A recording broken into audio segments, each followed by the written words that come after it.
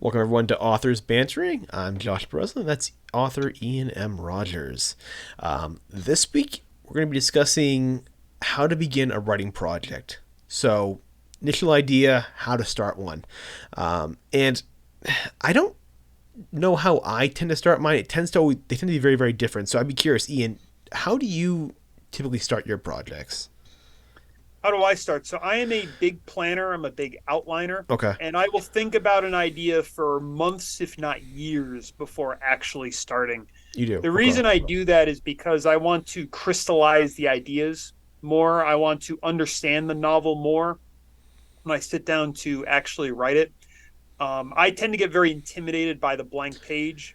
And so I really want to kind of know my plan of attack before I start a draft okay, so that I know where I'm going. So for me, the planning is very, very important in okay. that sense. And you tend to wait. So I think, which I agree with you. So my process tends to be different, but I agree. I do tend to wait. I have not in a lot of years ever taken on a project that I haven't thought about for at least several months. Even the one I'm working on right now, I had began it back in November, December-ish, but I had been thinking about it for at least 2 years before that. It was yeah. So COVID began I think in 2020, so like around then. So this project, yeah. So it's a couple of years, and I think And so what does that thinking look like? Like what happens in those 2 years? Like what's going on in those 2 years when I you're, let thinking about a yeah, project? I let time get rid of it. So in other words, I take the Stephen King mentality, and he'd spoken about this before. And it's a perfect idea for stories, which is that the passage of time is a lot like crumbs of bread going through a flour sifter, right? Where just you turn it, right? And a lot of the small pieces will fall through. But a couple of the big ones, a couple of big chunks are just too large to go through. They stick around. So you look back in there, you have a couple of big chunks. That's kind of what the passage of time is, right? A lot of these ideas that you think are really, really good, as time goes on, you tend to forget about them, you tend to disappear. It's because the stories never really had that much staying power. They seemed good in the moment, that shiny new idea syndrome, but they weren't very strong. And so giving it a couple of years just to kick the idea, just to kick around in your head, not do anything with it, not to outline it, not to write Yes. down. I don't do anything with these stories. I don't take any kind of action at all. The most I will do is read stories that are of a similar topic, similar genre, etc., to get me a feel for how I might do the story. But there's nothing beyond that. Everything else just stays in the head, and if I forget about it, good. It was not a good story to work with. If it's still there a couple of years later when I decide to go forward with the project, then we go forward. Yes, How about you? the flower sifter metaphor seems to speak really well to this idea that, just as writers or creative thinkers, as just as people, we have all these germs of ideas, Yep. and that they need to be developed and turned into something. Excuse me. Developed and turned into something. And so the idea that, some germs are not we're not going to be able to develop them, or we're just going to lose interest with them, or we'll try to develop them but they won't really go anywhere. And so just by thinking about germs and trying to turn them into something bigger, I think we'll naturally go through that sifting process ourselves and find the idea or ideas plural that we gravitate most towards and that we really really want to develop with something that would start to look like an outline, which I Bingo. like to do. Yeah. No, you're exactly right. And I think on a much, like, again, if we're looking at this on a much grander scale, much grander timeline here, I think the worst thing you can face is starting a project that sucks. Like, Yeah, yeah, yeah, yeah, yeah. like a lot of people, what Project happens doomed. is if you don't give it time, if you don't give your thought in the beginning at least time to ruminate on, you're gonna pick a project that you think sounds really awesome, and you're gonna get like 6 months into it, and you realize, oh, this project's terrible. I don't know why I even started it, and that's time you could have been working towards something else. So because you were so Yes, impulsive to begin this thing, it turned out to never be that strong of a story. So I think yes, time also allows you to really let that rational part of your brain go, maybe it's not going to work. Maybe this isn't that good of an idea. Maybe this topic needs to be avoided. yes. I If yeah, you're a writer and you find yourself losing interest in a project or not wanting to work on it anymore, and there's a few different reasons why that might happen, but one of them I think is that the idea itself is not that good to begin with, or exactly. you personally are not as invested in it Yes. as you were to begin it with, or is that you thought you were. Mm-hmm. And that's yeah, I think that's really really worth listening to. I think that's how we separate good ideas that we're passionate about and that we want to turn into something, from maybe subpar ideas or ideas that were maybe just the we got excited about Yeah. on one particular day, or that we maybe thought were the big thing but really weren't. Yeah, and I said this the other day in my vlog too. Like, you're never the same person you are as you go through the story. Like, the person you are when you start the idea or start your first draft is never the same person you are on your second or third or later drafts. And so it might be that the story was a good idea for you, perhaps when you were, at that particular stage of your life, but Yes. you get, you a year later, it's no longer holds any interest to you because you as a person has changed. And it's better to have that happen to you. It's better to forget the story than to have started it and be a year in and realize, oh, the story's just not for me anymore. I can't do it. I can't Yes. possibly go to the page anymore. It's better to let these sort of things just kind of lie and go away rather than invest all this time that you could be doing something else into a project that's not going to have any staying power, both for you or for your audience. That being said, though, I will say that again, wasted time is wasted time, and choosing the wrong project, of course, sucks. But I do think there is something to be said, especially for beginning writers, emerging writers, for diving into a project and working on it and using that project to hone your craft, to really to develop and get used to the writing process. Yeah, Even if you don't finish it, even if you find yourself losing steam, granted, you don't have an end product at the end, but you did learn something. You did sure. get better.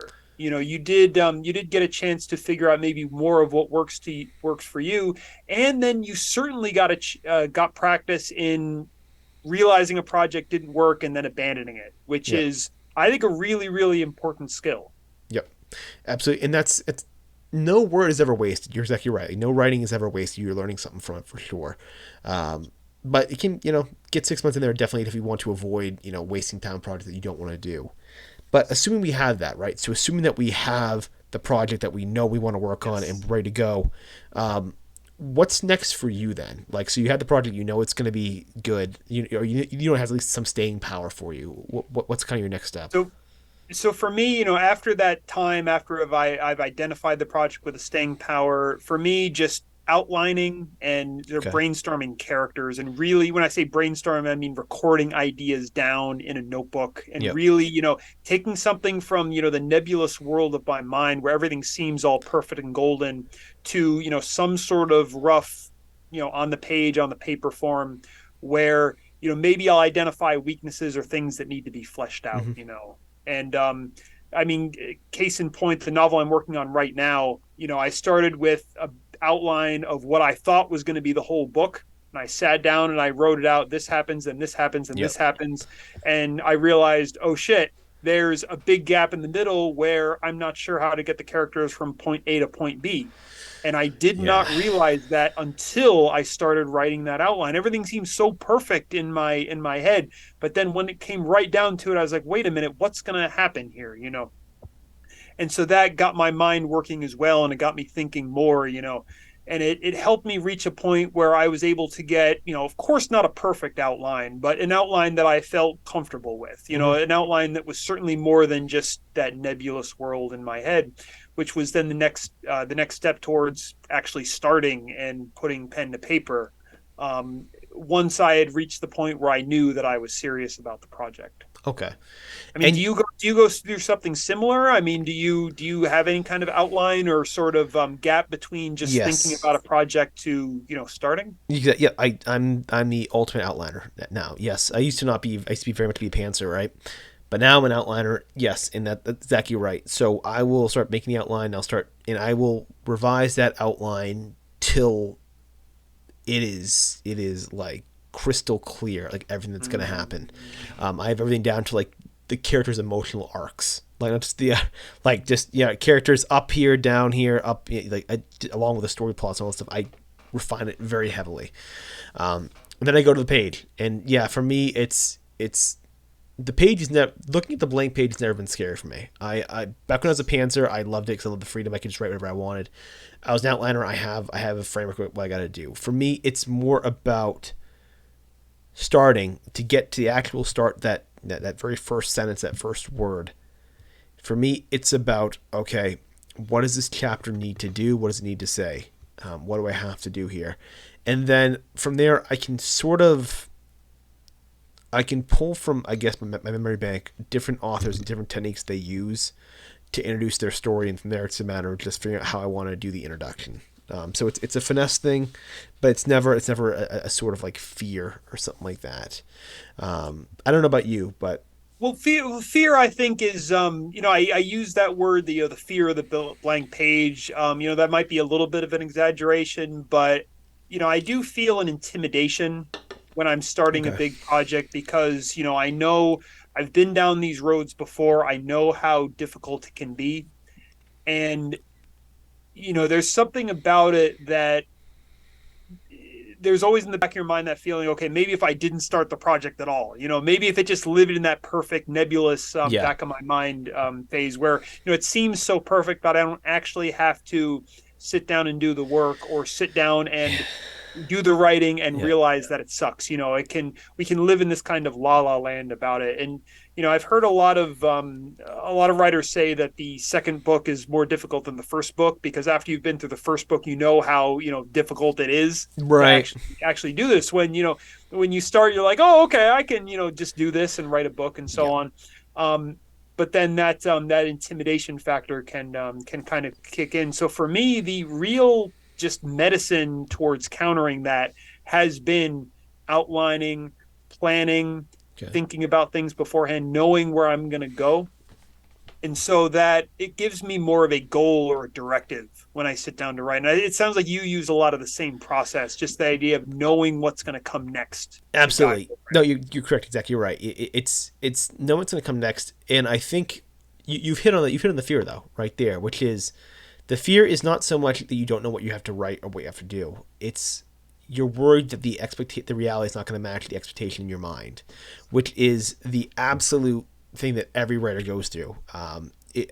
Absolutely, and I often go with a tattoo analogy, which is when you get a tattoo, it's never going to look exactly the way you've pictured it's going to look. Yes. You have to be okay with it looking like 80% of what you want. Like if you can get to 80, maybe 90%, depending upon the simplicity or detail of it and all that stuff. But if you're okay with the story getting to like 80% of what you want and then leaving in the other 20% up to chance and sort of trusting that as you go along, yeah, it's not going to look exactly like what you looked, but you're going to have so much more interesting things that you couldn't have imagined before taking part in the story. It's going to actually make it even better. If you're okay with that, if you're okay, it's not looking exactly as concrete in your mind, but looking pretty darn close, then you can begin. But I think you have to come to that acceptance very early on that it's not going to ever Yes. look as clear in your mind as it will. With time, I think it does, though. I don't know about you, but like for me, I think with time, like my stories have always gotten better. My stories have always gotten better, and when I say better, I mean they've gotten closer to how I've envisioned them initially. Each time, Yes. like I can paint a picture in my mind of a story when I like 10 years ago when I first started, in versus now, and I can write the story and get a lot closer to having it look the descriptions and the feel and the Yes. overall sense and the resonance of the story gets way closer to that now than it did before. So as time goes on, you can get better with that, but accepting that it's Yes, not going to look the same. Yeah. I definitely agree with that. I think there's two main reasons for that. That just as that happens as we become better writers. The first one, I just said it, but it's you're becoming a better writer. Yep. You're able to capture those visions more accurately. Mm-hmm. Than you were, when you were just starting off. And then two, we talked about revision a couple of weeks ago, revision and editing, and it's the idea that as you become a writer, you also become a better editor. And if what Yes. actually ends up on the page doesn't match your vision, well, you can go in with your editor's pen or just using those tools to make it match the vision more closely. You don't Usually, just yeah. look at the draft and say, "Yep, that's it." That's as good as it's going to be. Yep. That's I feel like one of the reasons why I got discouraged from writing when I was very young, elementary, middle school age, is that I would have these grand ideas and then, put them out on my family's old, four-color candy computer. And I knew that they were garbage. They Yep. didn't match what was in my head because, of course, a fifth grader wrote them. Yeah. It's writing's way too hard to write those kind of, complex works for a fifth grader. And so I would get very, very discouraged. But then over time, I mean, I'm talking about over decades, I Yep. got to a point where it wasn't garbage anymore.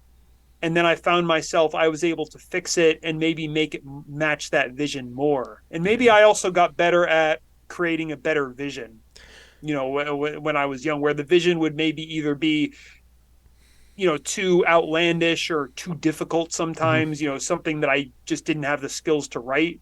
Or maybe it was, not what made for a good story. Maybe it was too difficult or unpalatable for readers. So I needed to refine my vision making as well. There's lots Absolutely. of reasons why this happens. Yeah, and your point about the child, like your child still to be able to write, and recognizing that what you're writing is not close to what you wanted. It kind of goes back to like the Neil Gaiman described that once as taste, that all authors are gifted with taste, but over time you have to really start honing your craft to get the talent side of it down.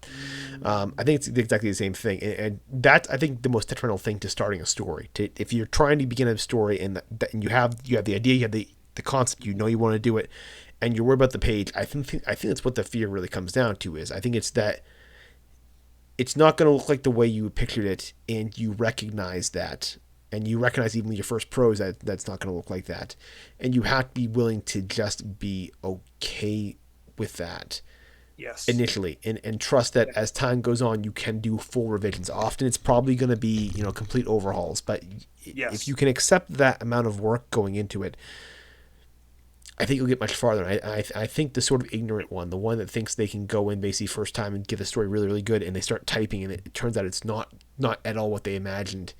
I think those are the ones that don't make it very, very far because they didn't know what to Yes. expect. Going back to I think what you said very, very early on here, of people when they first start, they don't know what they don't know, and you don't realize how hard it is to write this book until you've written one before. Right, why the second book's always more challenging than the first one. It's the same thing. You don't realize that your story is probably not going to look like what you've envisioned it the second time. But the good thing is that you have that better, you have a more tempered expectation of what it will look like. Yes. Uh, Yes. yeah. I think my fifth grade self would have been a little bit wiser to, continue trying as opposed to giving up right away when my rough draft did not match my vision, Yeah, yeah. and I think, I won't be too hard on yourself, man. It's well, yeah, it's but I think that mentality, yeah, as you say, don't get discouraged, keep at it, keep going, try again, fail better, yeah. and go from there. Absolutely. Yeah. So I'm not sure if that is the complete understanding of how you do things. At least for me. And again, it's always so different. Like it's so much of it is, but it tends to follow that same pattern of waiting a long time with an idea, letting it ruminate, finally getting the outline done, and then just approaching the page with the mentality of it'll be good, maybe even great, but it will not be perfect. It'll not be what you imagined, and being at a stage where you can accept that. Yes. Yeah. So with that, I hope you all enjoyed this one. If you did, please make sure to like, share, and subscribe. With that, we'll be back next Monday with another topic. Until then, though, I'm signing off. This is Josh Breslin. It's Ian M. Rogers, and we will see you next week. Take it easy.